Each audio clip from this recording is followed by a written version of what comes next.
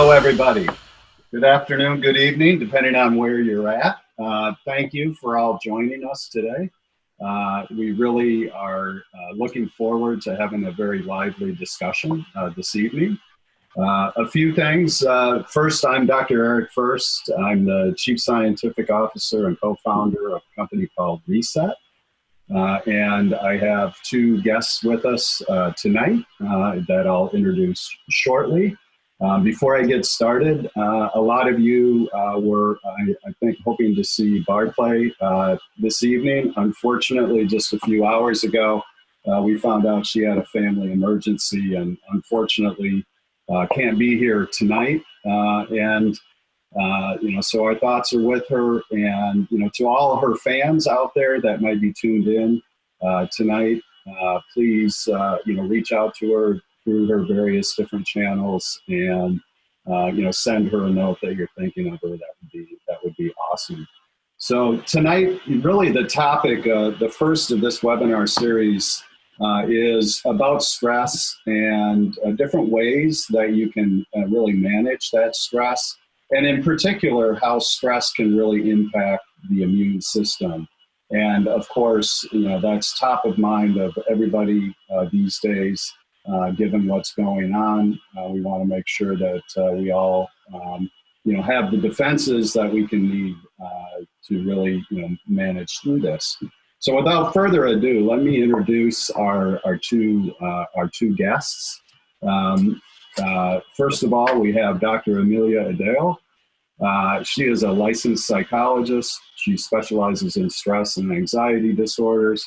She's the founder of a company called Together, CBT, which is an evidence-based, action-driven cognitive behavioral therapy practice or clinic for anxiety and stress in New York City. As well, she was also the director of psychopathology and affective sciences lab at The Ohio State University, where she's been very active in publishing over 60 articles and continues to publish today. She is now a visiting scholar at Columbia University and in the psychiatry faculty at Mount Sinai Hospital, where she teaches cognitive behavioral therapy to PhD students in clinical psychology and psychiatry residents, respectively. She is also a member of Reset Scientific Advisory Board. So welcome, Dr. Aldao, for joining us. Certainly, she knows her stuff. So on the other side here, we have Dr. Michelle McCoy Barrett, who is a licensed psychologist in New Jersey and California. And she has worked as an associate professor of psychology and served as department chair and director of the psych program at the College of St. Elizabeth's here in Morristown, New Jersey. And for the past 14 years, she has been a frequent presenter on a wide variety of topics for professionals, parents, schools, and agencies. And her areas of expertise include understanding, treating stress and anxiety, child and adolescent development, engaging parents in educational settings, and also burnout in the workplace, overparenting, and mindfulness. So between the two of you, oh boy, we're going to have an active discussion. This should be great. So I think to kick it off, Michelle is a master at a number of different techniques, behavioral techniques that we at Reset, we really take kind of what we call a three-dimensional approach to helping people master their stress. One of them includes cognitive techniques, really understanding from a mindset point of view, what stress is, what stress isn't, and what you can do to really manage that. And then on the behavioral side too, different tips and techniques that can really help you overcome either acute stress situations or even chronic stress. So with that, I'm going to turn it over to Michelle to lead everybody in a breathing exercise to center us all. Great. Thank you so much. Thank you for having me tonight. It's a pleasure to be here. So we're going to be talking about stress this evening, this afternoon. So I thought what we might do is take a few moments and just center ourselves, ground ourselves, and practice a breathing exercise and just sort of get in touch a little bit of where we are right now. So let's start by taking a deep breath. We're going to inhale for a count of 3 and then deeply exhale. So through our nose, through a count of 3. And now exhale. I like to exhale through the mouth. So let's try again. Inhale for 3. Exhale. Maybe just allow your eyes to close if you'd like. Take another deep breath on your own. Inhale. And exhale. Just take a moment to think about how you're feeling right now. If there's an emotion that comes to mind, if there's a feeling that comes to mind, just pay attention to it. No judgment. Just sort of get in tune of how you're feeling at this moment. In addition, just pay attention to your body for a moment. Are you holding stress in any part of your body? Your shoulders, your back, your arms, your legs. You just take a moment to pay attention to your breathing. Relax for a moment. And let's take another deep breath together. Inhale and exhale. If you close your eyes, just allow them to open and be present and open to the information that you'll receive today, and just be patient and kind to yourself about whatever you're feeling, wherever you are, wherever you just came from. Try and be here and be open to the information. So let's get started. Awesome.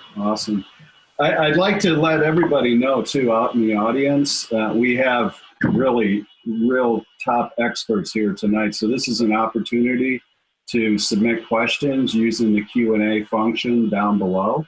And as those come in, we can field those questions.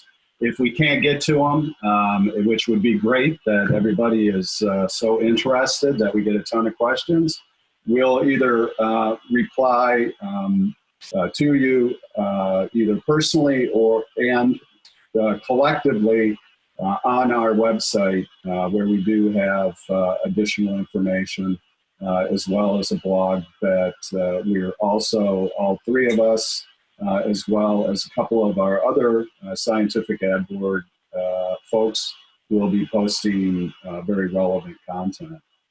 So with that, again, if you have questions, feel free to submit them. And the real surprise here, I guess, is that at the end of the show, those that submit those awesome questions also will get a free month's supply of our nutritional supplement, which we will talk about in the context of our 3-dimensional support a little later. But nevertheless, submit those questions and we'll get started.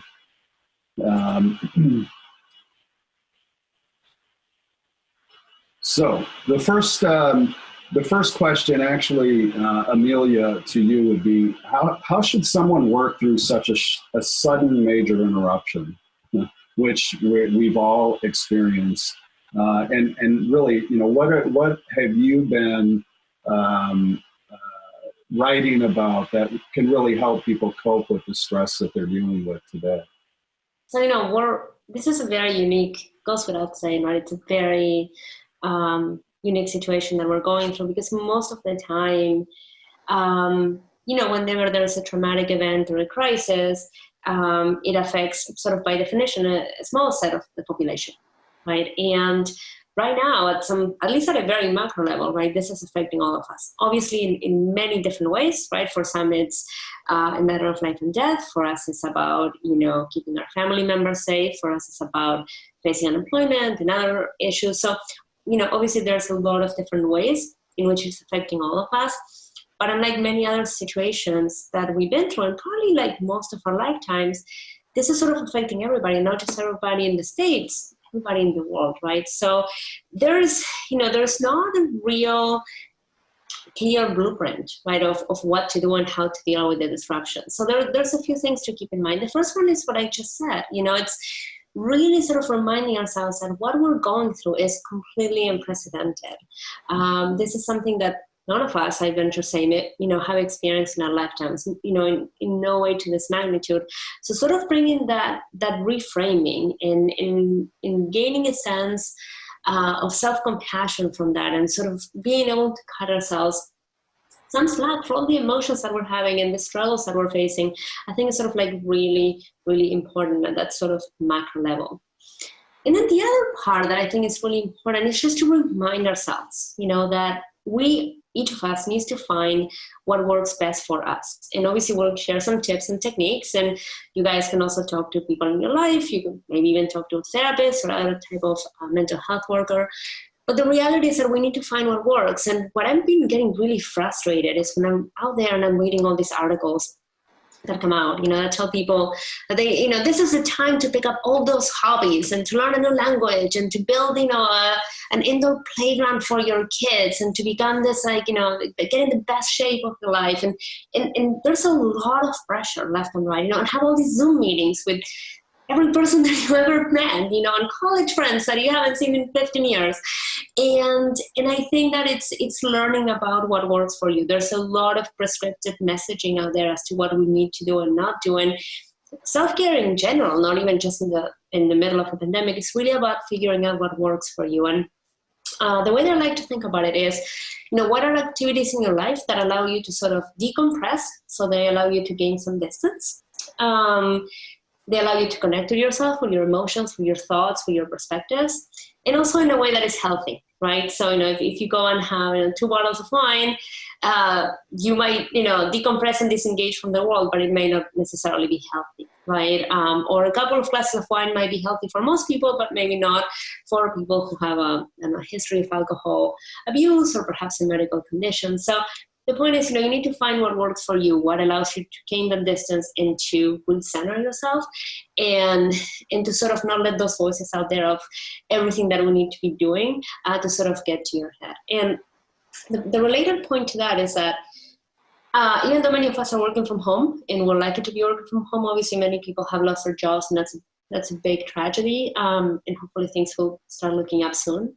Most of us don't necessarily have any more free time. There's this illusion of more free time, and it's actually challenging to work from home or to work a different job than we had, or to take care of kids or parents and family members. And even if we don't have more objective occupations or things to do, we are dealing with the emotional burden of the crisis, and that takes up emotional space, that takes emotional time. So I would argue that probably for 99% of people out there, if you take a close look, we don't have more time, and we certainly don't have any more mental space. We actually have less. So self-care in many ways is about saying no to things, and it's about coming up with short, quick activities that you can embed in your day. It's not about a 3-hour meditation. It's about a 2-minute cup of coffee, in a way. Yeah. Great. And we're getting some great questions here, and 2 that I'm going to combine and ask you, Michelle. One is different ways that you have found to keep yourself in the moment, as well as really kind of becoming more aware. So being in the moment and, experiencing that awareness. Different thoughts on that?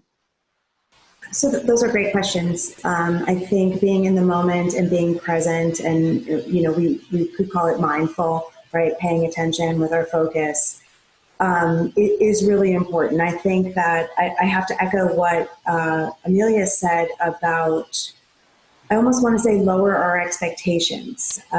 This is an extraordinarily difficult time. So, when I talk about mindfulness or finding ways to be more present, it's moments. It's not, as Amelia said, a 4-hour meditation. It's moments.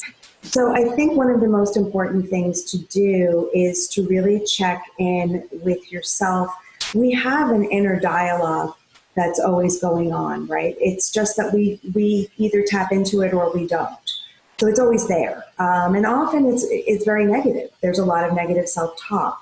So I think the first thing is really being present to your inner dialogue. And that really looks like just sort of waking up and just having a moment before you get out of bed and just say, how am I feeling? Where am I today? Where's my energy? Where's my mood? How am I feeling? And paying attention to that is tremendously helpful. It's a moment, but it can inform what you need for the day, right? So if you aren't feeling, people are more tired. People, our burdens, our stress, our emotions are tiring us. I hear people, there's a weariness that I hear. So I think that being kind and patient to yourself, so accept where you are in the moment. And if it's tired, exhausted, or if it's hopeful and grateful, it's okay. And it's okay to be those things in succession. People are all over the place right now, but pay attention. Ask yourself how you are. Give yourself a moment and try and do something nice for yourself. Whether it's, again, that cup of coffee, that moment of connection with someone, but think about it from where you are. So really, it's tune into your inner voice. And it's as simple as just saying, how am I doing? Where am I at right now? And really giving yourself a break, right? It seems like we're always so hard on ourselves. And then we enter into this, current pandemic, and we still have that pressure on us. And I think what you're saying really connects with me. Thinking, it's time to say, look, things are not normal. I'm having really, different feelings, and stopping and really and kind of putting the pause on them. And really understanding that. Just to add, I think that one of the things that you really need to do is to think some of the feelings that you're having are uncomfortable feelings, right? They're disappointment, sadness, fear, and those are things we don't often want to feel. We want to flee from those. We want to pretend that we're not having them. We want to numb them, or we feel ashamed. I shouldn't feel like this because other people have it worse, or because so it's really about just allowing yourself to feel what you feel without judgment. And then think, as Amelia said, from there, what would self-care look like for me? Great. We have another question too. This one is around children. And, it's clear children are stressed. In this case, people may be reluctant to give, any type of medication or supplement to a younger child. So what would you recommend actually as far as stress reduction and mitigation in young children? I think these are, very, very difficult times. I'm actually thinking, having talking to some colleagues of mine who are experts in parenting, and parenting is hard as it is in general. And now, many of us who, are lucky to be working from home, have our kids at home.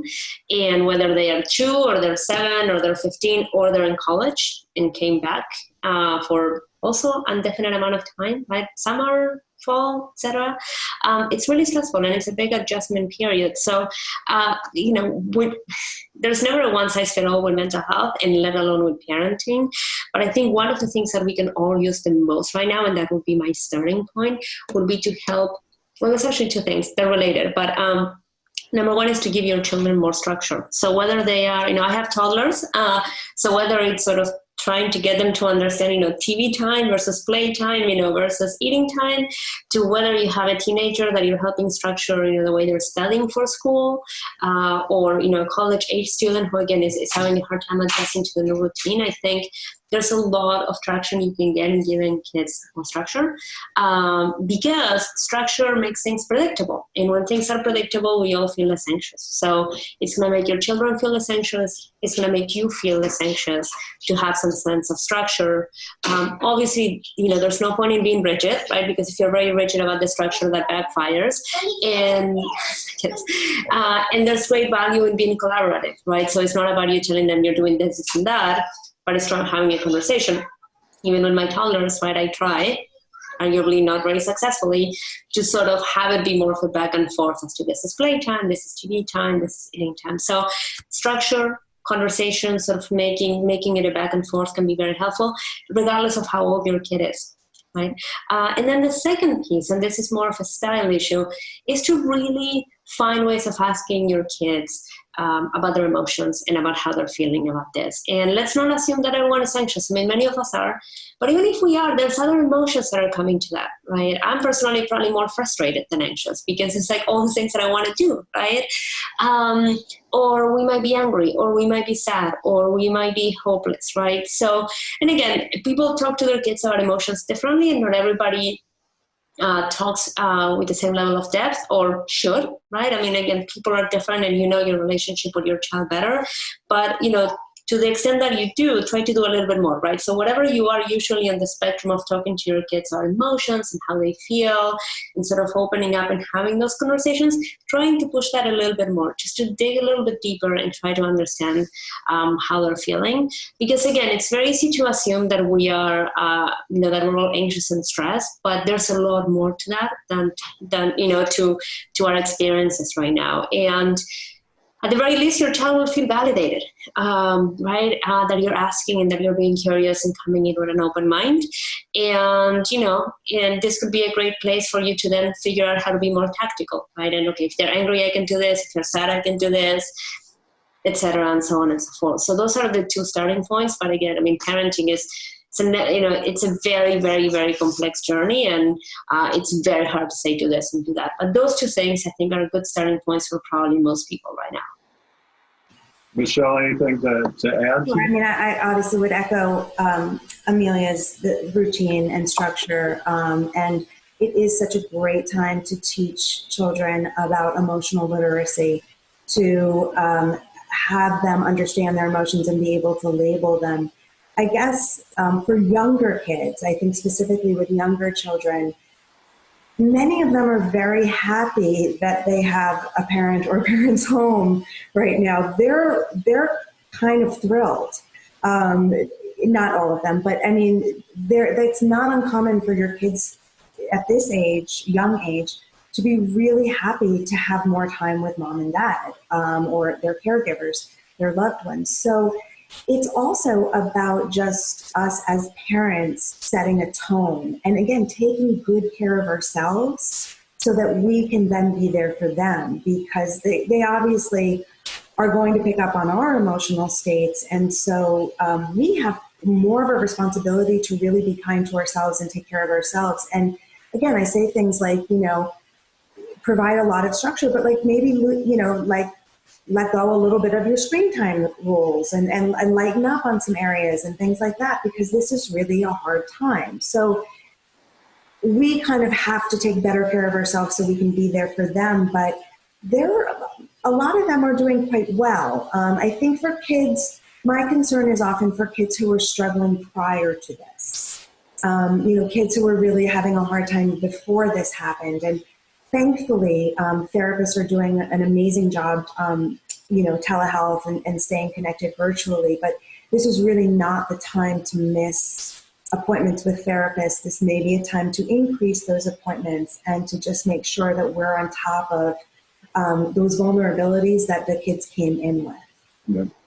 Excellent. I just wanted to chime in real quick, 2 quick points. Absolutely right about kids being happy to be home. I I'm like thinking so much of, okay, when is daycare going to open and kids are going to go back to daycare, I'm going to regain my, one full work day. And I don't think they want to go back to daycare anytime soon. They're twins, so they keep themselves entertained quite a bit during the day.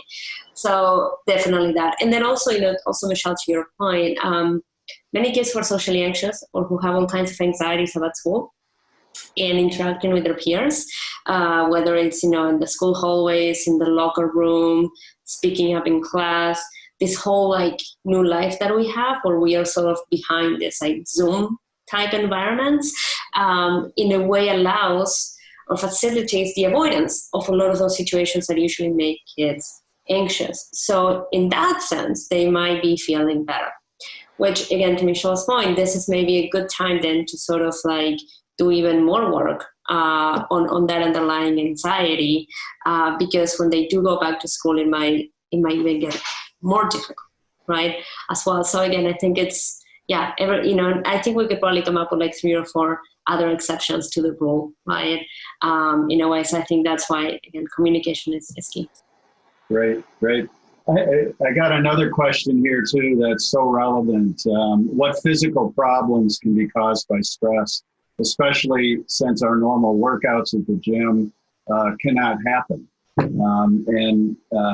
Just to kick off this discussion, I've been thinking about since I've seen this question, and I talk a lot about this because what we've found and what research is validated over many, many years is that, the root of a lot of physical as well as mental health problems all are traced back to stress. And this includes acute as well as chronic disease. In fact, there's estimates up to 70% of chronic disease actually starts with the origin being stress, and stress manifesting and wreaking havoc on your body.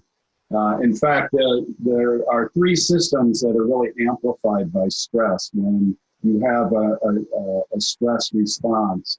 And that's the nervous system, the endocrine system, which regulates hormones, as well as your immune system. And as we all know, our topic tonight is on the immune system, and we'll talk a bit about that in a minute. And also from an exercise point of view too, definitely,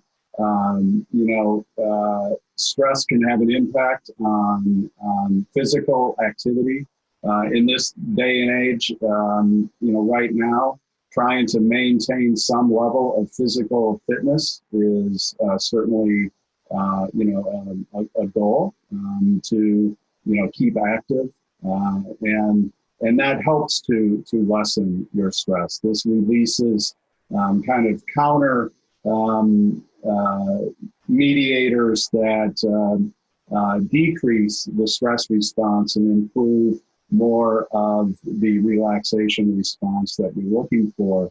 Some of the different physical symptoms or problems that this can lead to long-term, if your stress becomes more chronic, there's definitely a higher risk of heart disease, depression, high blood pressure is one, and then a weakened immune system along with stomach issues, and I could go on.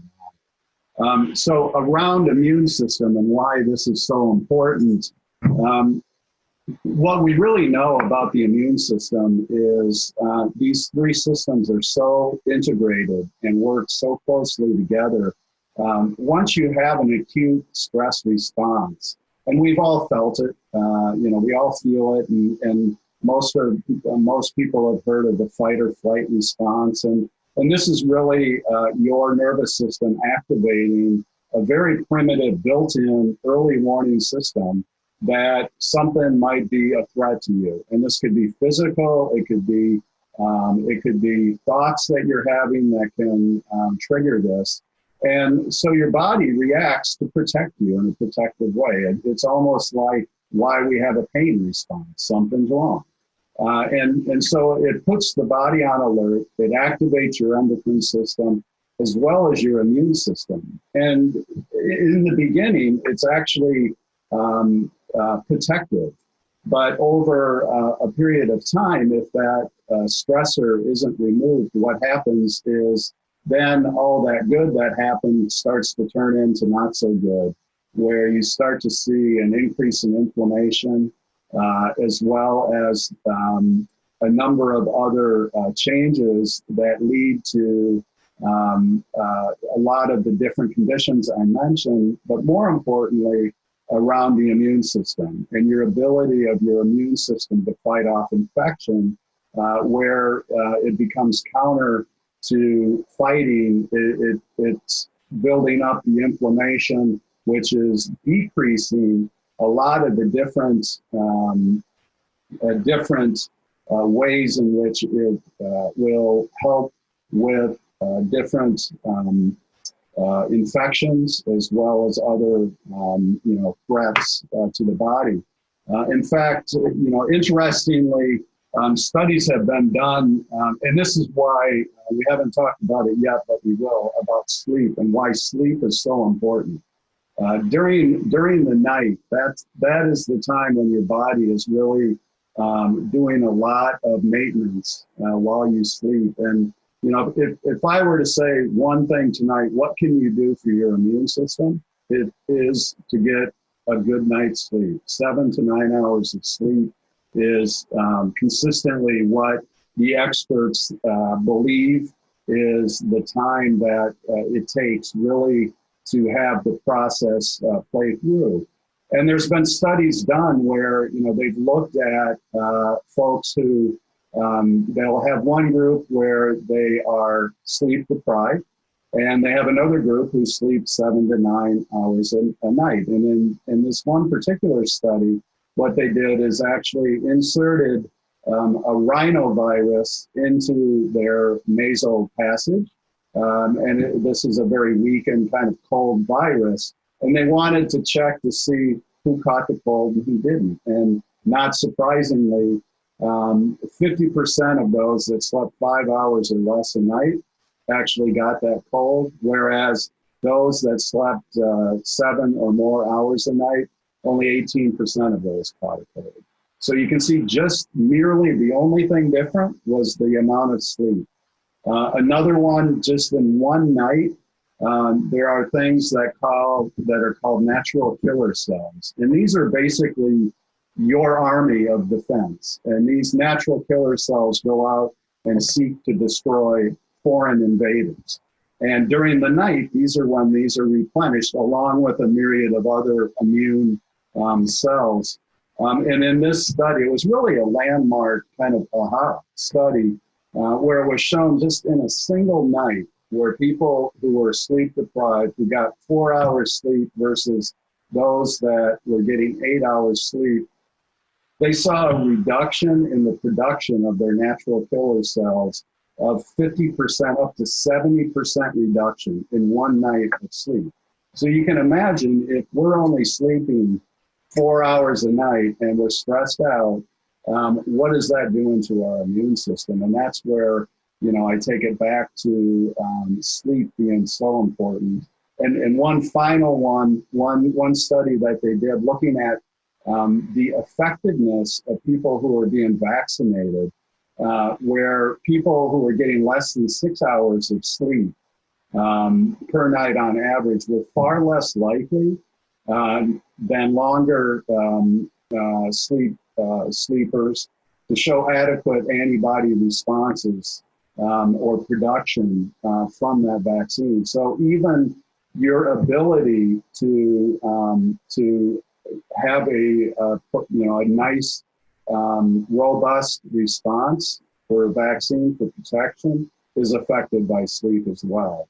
So another reason why, especially, again, this is so relevant today as to what's going on how important it is, for that good night's sleep to really ramp up and do the best you can for your immune system. And perhaps I can open it up to Amelia and Michelle on some ideas or thoughts on how people can get ready for a good night's sleep and really take care of themselves through that. Michelle, do you want to start, perhaps? The problem now is that people are really struggling to sleep, to fall asleep and to stay asleep. And that's an understandable symptom that happens when we're going through stress. So there are several things that you can do to help yourself fall asleep. Be really careful about what you're doing an hour prior. So you want to avoid, again, screens. You certainly want to avoid the news or distressing material. I really like progressive muscle relaxation scripts and exercises to do prior to bed. They're, very easy to find, really great to listen to. If you are stressed, some people have that sensation of, I can't turn my mind off. So jotting down what's on your mind, making a list, sort of getting it from your mind onto paper. It's understandable that that people are struggling with this. The other thing I'm hearing about sleep is more vivid dreams, or I should say people are remembering their dreams more right now. And that also makes sense if we think about dreams as the part of our mind that really carries a lot of these thoughts, worries, beliefs, ideas that maybe we're not consciously aware of all the time. They emerge while we sleep. So people are remembering their dreams more. And I actually think that's really beneficial, although it can be distressing to folks. You also want to think about dreams as related to also, especially for folks working as on the front line, as dreams as trauma. So you always want to think about that PTSD symptom of sort of re-experiencing trauma in nightmares. So just a couple of things to keep in mind. But really thinking about what you can do at least an hour before to prepare yourself for a night's sleep is helpful. Mm-hmm. Amelia, anything to add? That's very good. I agree with all of that. I think there's a million things to think about in terms of sleep. So from as a CBT therapist, when we do CBT treatments or CBT approaches for sleep difficulties, particularly insomnia, there's literally this really long set of tools that we try with our clients, and we iterate week after week until we find which are the ones that tend to work the best. Because sleep, as you guys were mentioning, it's such a complex process, that it's sort of, again, it's a very complex physiological process. It's very much affected by stress. It's also very much affected by the constraints of our lives, right? Do we need to wake up early to go to a job, to send our kids to work? Do we work the night shift somewhere, right? So there's a lot of external constraints on it in addition to stress. So there's a lot of stuff, but I think what is the most helpful, one strategy that I keep coming back to is for people who have a difficult time falling asleep and are tossing and turning in bed, sort of worrying about, the next day and the next week and the next month and the next year, and sort of how their mind's going. There's a few things to do. So when you're not sort of able to fall asleep right away, sometimes it can be helpful to create what's called sleep pressure. So basically say that you're trying to go to bed at 10 and then you're tossing and turning until midnight. Maybe try to stay awake, purposefully awake until say 11:30 or even close to midnight to sort of build that sleep pressure, which is another term for getting tired. So by the time that you hit the bed, it actually becomes easier to fall asleep. And then over time, you sort of begin to move the time earlier and earlier, right? So that you can eventually make sure that you get a nice amount of hours of sleep. And again, that's very paradoxical, right? Because if you want to sleep more, the advice would be go to bed early. But sometimes, and again, it's not for every person and it's not, every single time, but it's a strategy that tends to be pretty robust. In this case, it's sort of doing the opposite. It can actually have the intended effect. And the other thing is to be very purposeful about your sleeping space. And this is a constraint that many of us are facing right now because we are in the homes of our relatives. Maybe we have a bunch of roommates in the house, who are sort of here all the time. And we tend to use our bedrooms as our office spaces. And that's actually a big issue because from a cognitive behavioral perspective, we begin to associate work and stress with bed. Right? So then when it also blends that differentiation between working and being awake and not working and being relaxed and falling asleep. So there's a blending of that. And I think in general, we've all been talking a lot recently about blending, like our work schedule, our family lives are blending together, days, weeks, weekdays, weekends, right? But in the sleep literature, this is something, in sleep treatments, this is something that we've been talking about for quite some time. So to the best that you can, don't work in bed. So if you must stay in your bedroom because your roommate is really loud in the living room and they're taking calls, sit on the floor, sit on a chair, right? Sit somewhere else. Maybe you can go outside. Maybe there's like a patio outside of your building. Again, wearing a mask, practicing social distancing, right? But do anything but working in bed, and ideally anything but working in the bedroom. Because again, that begins to create this association of stress with bed that ultimately is also going to make it more and more difficult to relax and to sleep. So again, those are my two sort of places to begin with sleep, and particularly for people who have a difficult time falling asleep. And to Michelle's point about the nightmares, I've noticed that as well in my clients and my friends, that people are either having more stressful dreams or noticing them more. Again, with sleep science, it's so complex that we can't really know, actually, at least not at this point. What I would recommend to that is, you can't really control, right, what dreams you have or whether you remember them. But you can control a few things. You can control your stress level before going to bed. You can control your relaxation routines before bed. And you can also control how you respond to the nightmares. Sometimes accepting the fact that we're going through a difficult time and that we are going to have nightmares and that we are going to have stressful dreams, versus sort of getting hung up on that and feeling, sort of being hard on ourselves and sort of judging ourselves for having those experiences, that tends to make it a lot worse, right? So sort of being gentle with ourselves, even when we are doing and feeling things that we don't want to. And knowing, sort of bringing, again, the sense of the first comment that I mentioned today, which is we are going through a lot. So we need to find ways of giving ourselves more of an emotional buffer. Cool. I'm going to try to put this slide up. This is exactly what you're talking about.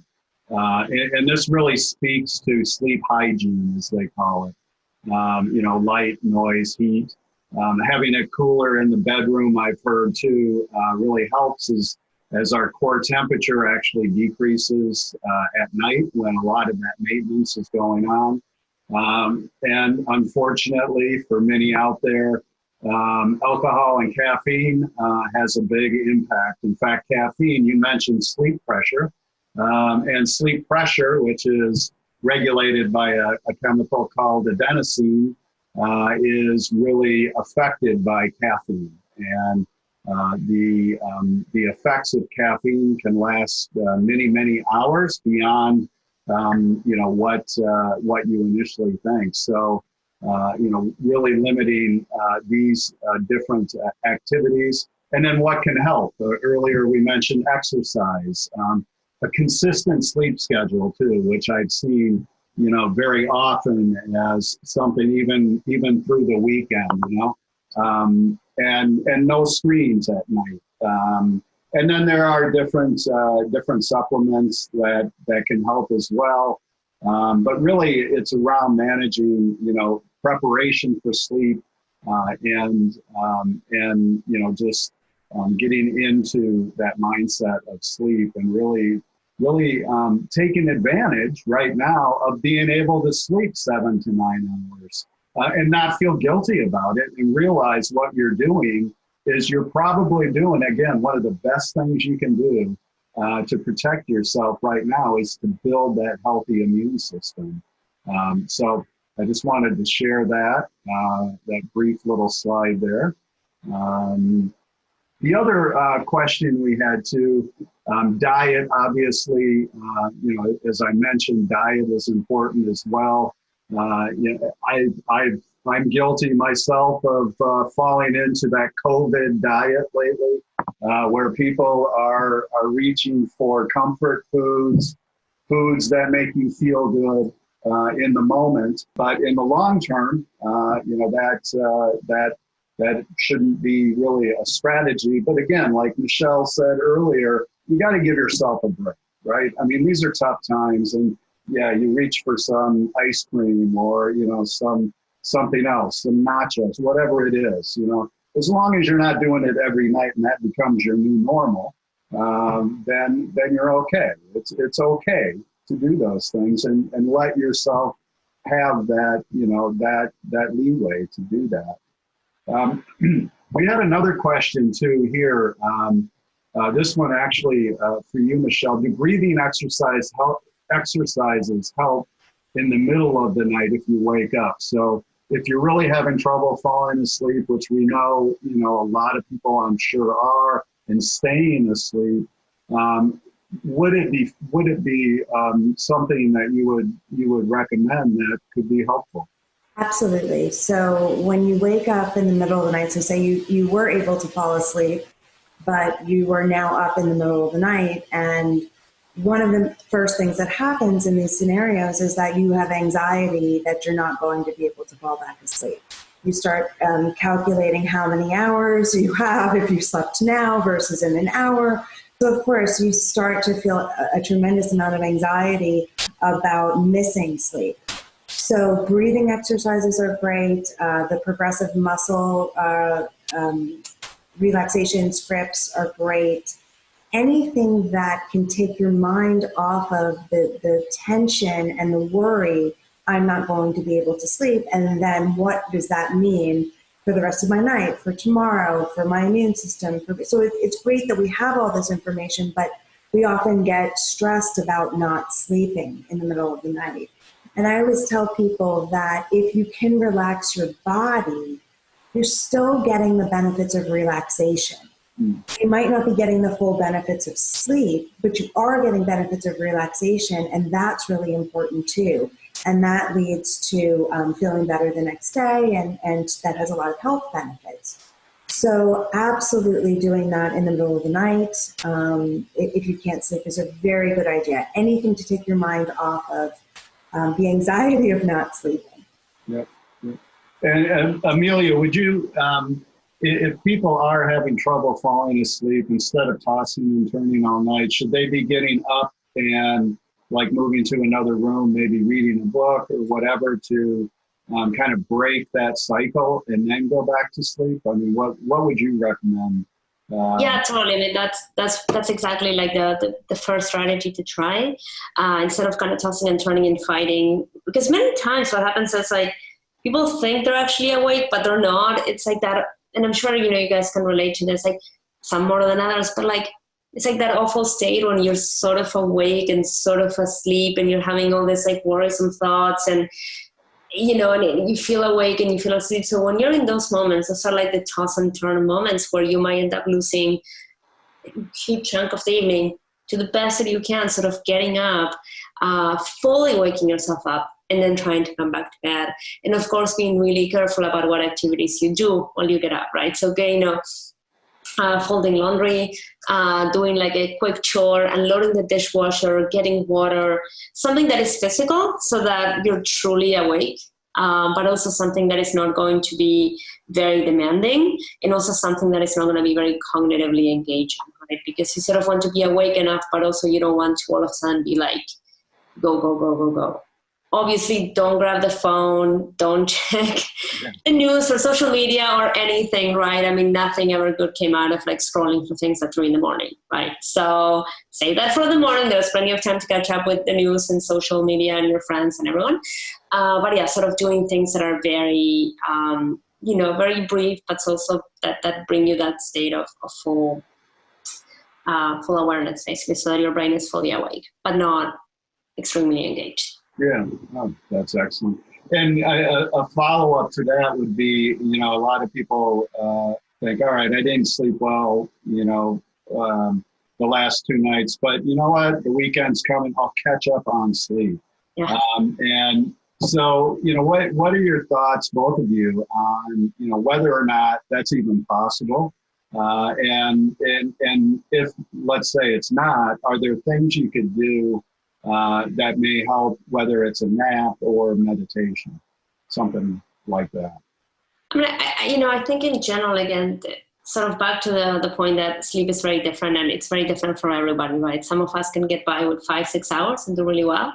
Some of us need 10 or 12 hours. So, the whole catching up, it's sort of like a bit of a complex math to be done in your head that for some people may work. If you spend several nights not sleeping well, then having a night or two of binge sleep. For other people, it doesn't. And again, it comes back to like a lot of the idiosyncrasies of sleep.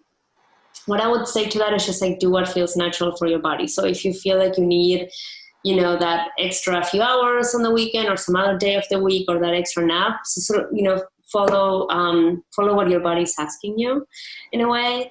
And also I would say just like, trying to stay away from that mental map can be helpful. I think it can be for most of us stressful to be like, oh my gosh, I slept 5 hours today and 4.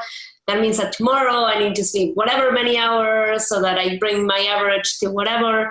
And it kind of gets a little tricky, I think it's like, I don't know if this is like the best analogy, so maybe somebody can come up with a better one, but it's almost like the idea of how much water you should be drinking every day. There's like some guideline, there's a range of number of ounces that we should be drinking, but ultimately it's about how thirsty you feel. Right. And it's about how much you're sweating, and it's about how much you sort of are needing that water. So, if one day you drink less water, you wouldn't go into the next day and be like, okay, today I need to drink like 3 more ounces of water because yesterday I didn't drink enough. Right. We're pretty good, most of us, like regulating how much water we take. We listen to our body. Again, sometimes we mess up and we don't hydrate very well. Sometimes we overhydrate, but in general, we tend to sort of pay attention to those cues. So sometimes I like to think about it that way, see if you can relate to your sleep in the same way that you relate to your thirst, so that you're not putting all this extra pressure. Because imagine if you were sort of like measuring ounce by ounce, compensating from one day to the other one. I mean, it wouldn't make any sense, right?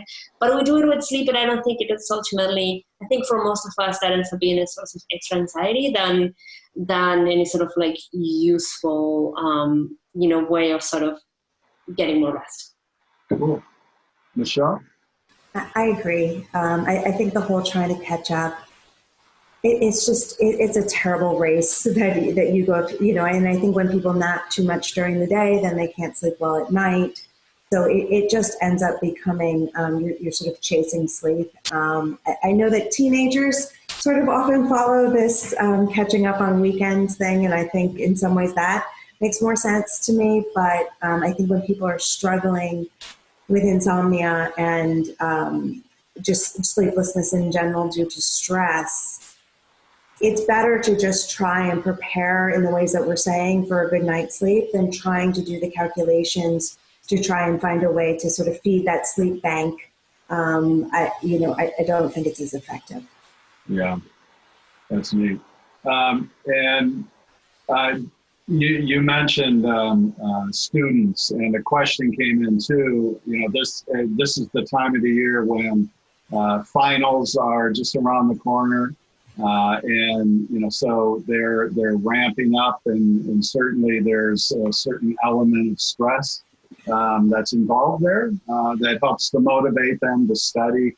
What would you suggest for students going into final exams?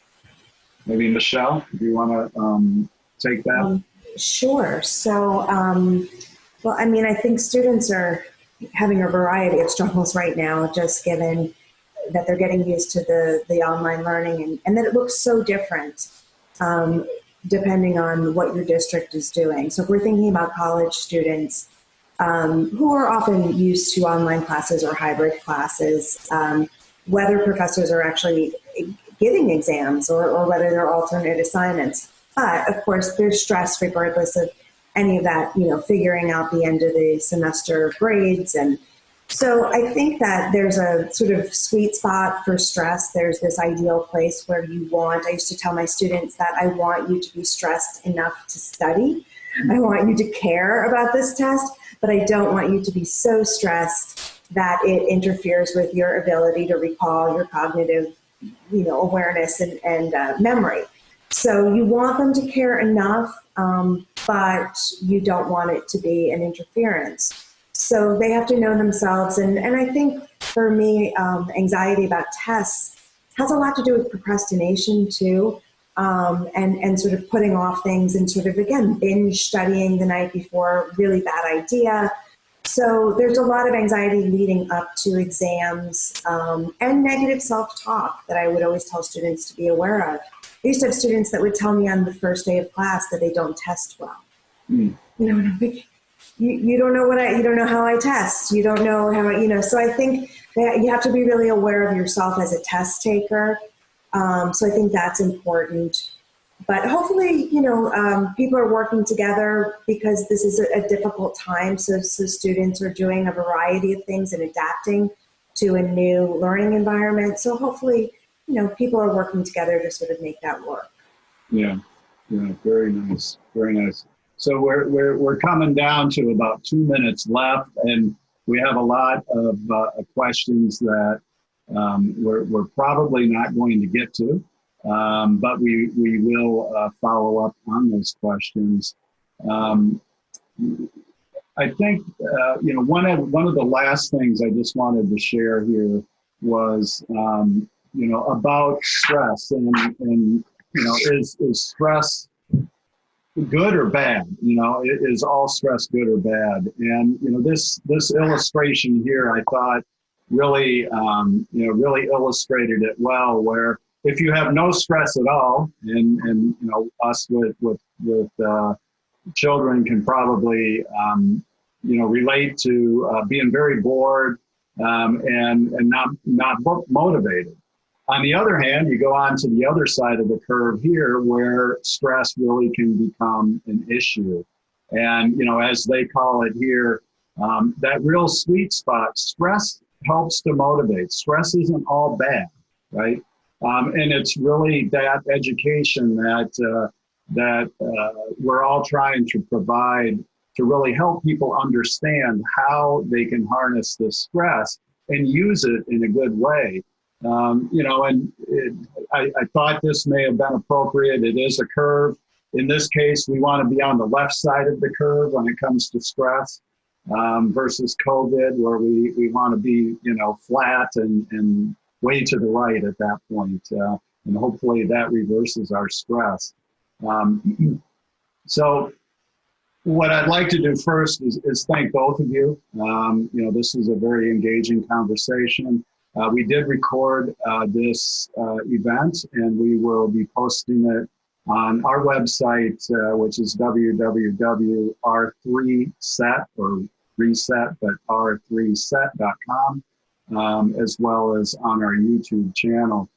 Next week, we will also be hosting another webinar, and there we'll be talking more about I think, Michelle, you talked just briefly about it, but really about how this is affecting the different generations, whether it's children and whether it's older adults, the sandwich generation, which many of us can relate to, who are taking care of not only our parents, but also children. And in some cases, all of them are in the same house and, being cooped up, how do you deal with that? And just one last parting thought, maybe you can just give 30 seconds, Amelia and Michelle, on, some advice as people are now, getting ready to re-enter society at some point. How should they approach that? Oh, that's a tough question for 30 seconds. We could do a whole webinar on it, actually. Yes, in fact, we are week 4, but I just thought a question came in and I thought it's relevant. We can leave it.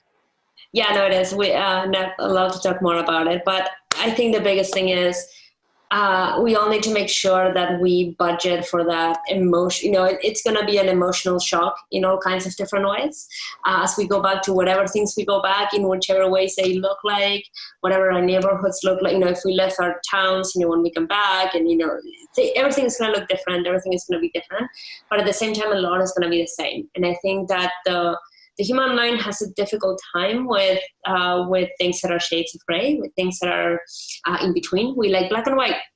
And it would be great to say everything is going to be the same, and it's not.